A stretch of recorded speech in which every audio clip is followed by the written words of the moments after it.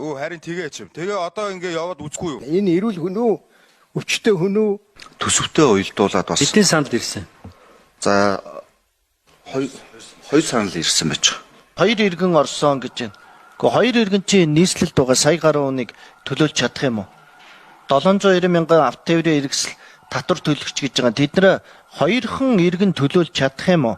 Гэхдээ та нар одоо 15 жил нэмээгүй юмыг 3 дахин нэмнэ гэж ямар солиотой галзуутыг бодож олддог байна. Энэ эрүүл хүн үү?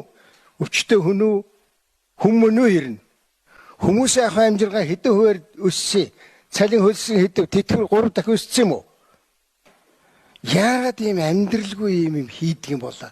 Байгаль өнгөн дээр иргэний үнэлгээ тавиал ламбардаас очиод аваад хийл банк бусаас аваад машин зээлээр авчна.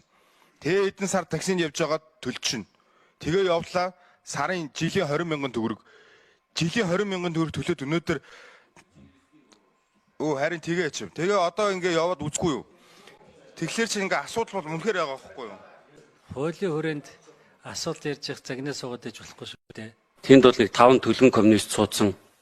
Одоо энэ хотын гудамжаар хүн загнаал яваад идэг нэг саарлах хувцастай коммунист дарга шигэ болч та нар.